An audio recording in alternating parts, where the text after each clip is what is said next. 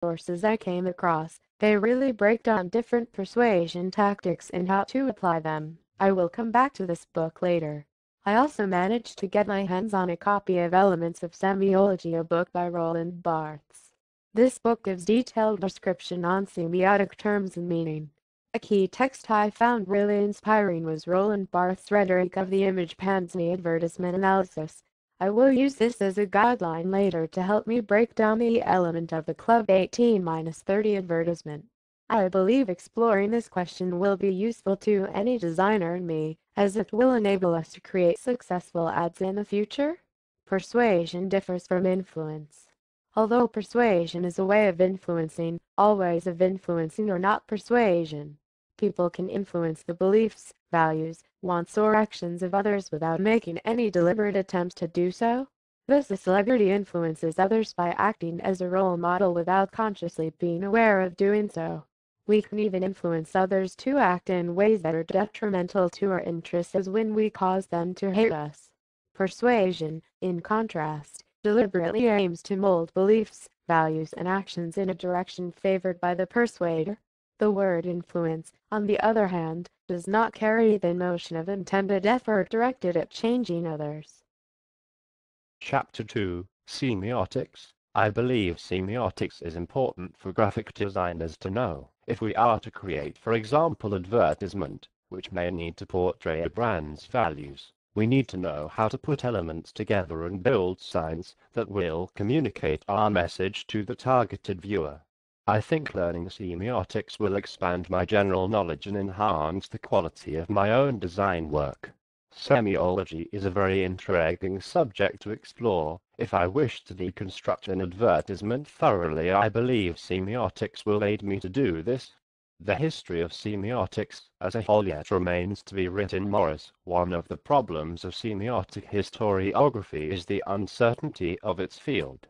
While semiotic ideas on the nature of signs and a meaning were developed in antiquity and the Middle Ages, a general theory of signs under the name semiotics did not arise before the period of modern semiotics. The significance of signs and signification can be seen throughout the history of philosophy as well as psychology. Many ancient theories can be recognized in the works of Plato, Aristotle, the Stoics, and the Epicureans. In 360 BC, Plato says in Cratylus, I cannot convince myself that there is any principle of correctness in names other than convention and agreement. Any name which you give, in my opinion, is the right one, and if you change that and give another, the new name is as correct as the old. We frequently change the names of our slaves, and the newly imposed name is as good as the old. For there is no name given to anything by nature.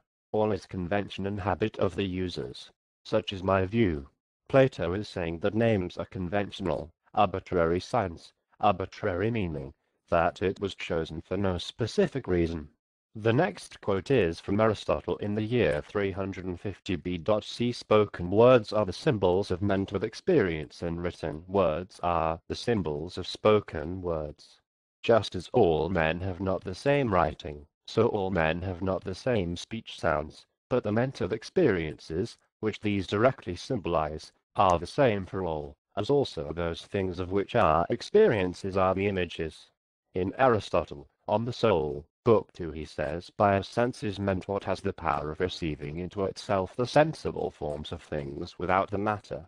This must be conceived of as taking place in the way in which a piece of wax takes on the impress of a signet ring without the iron or gold. We say that what produces the impression is a signet of bronze or gold, but its particular metallic constitution makes no difference. In a similar way, the sense is affected by what is colored or flavored or sounding, but it is indifferent what in each case the substance is. What alone matters is what quality it has, i.e. in what ratio its constituents are combined. Josephones explains this in great detail in his book Aristotle, The Collected Papers. Aristotle illustrates the notion of receiving without the matter by the reception on wax of the device from the signet ring without the ring's iron or gold or bronze. Then we have the Stoics, who were around from 300 BC to 200 D. Their main theory of signs was that a sign consists of three components. These components were the material signifier, the signified, which is the meaning, and the external object. The idea of this research is to give you an understanding that these theories of pre-semiotics still exist and can be found if searched for. I will not go further on about the history of semiotics as there is a lot to cover, and my main goal by this research is to understand how to apply semiotics when deconstructed my own ad. I will now look at what semiotics is and the key terminology used. I found an interesting article on semiology by Robert M. Seiler. He states that we can define semiology or semiotics as the study of signs. We may not realize it, but in fact semiology can be applied to all sorts of human endeavors, including cinema, theater, dance, architecture, painting, politics, medicine, history, and religion. That is, we use a variety of gesture signs in everyday life to convey messages to people around us. E.g.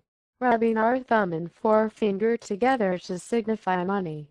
A sign can be anything that can be used to communicate a message or feeling. Semiology is the study of how meaning is created.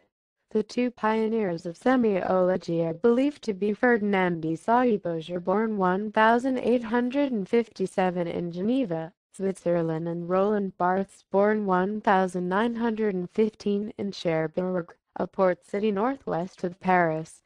In Roland Barthes' book Elements of Semiology he states the fact remains that, although Saussure's ideas have made a great headway, semiology remains a tentative science.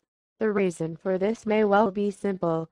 Saussure, followed in this by the main semiologists, thought that linguistics merely formed a part of the general science of signs. P9. I will come back to Roland Barthes later in the text. Now I wish to explore the terminology of semiotics and how I can apply it.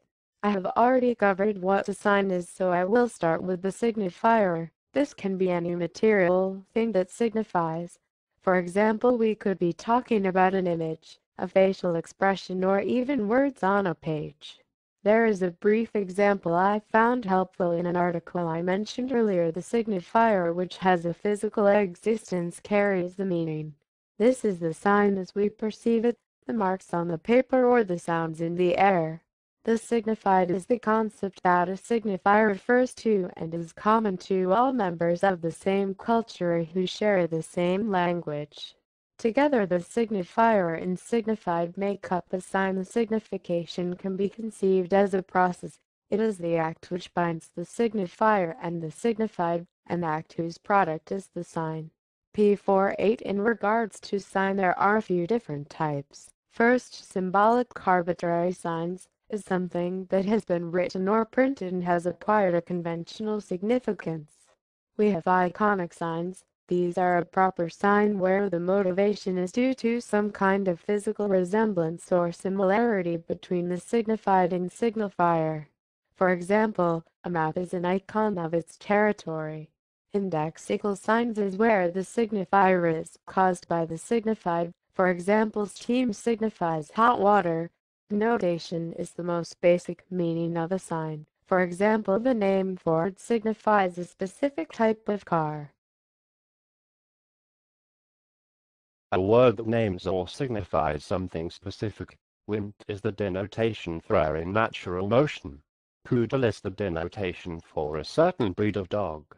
Connotation is the associated or secondary meaning of a word or expression in addition to its explicit or primary meaning. A possible connotation of home is a place of warmth, comfort, and affection.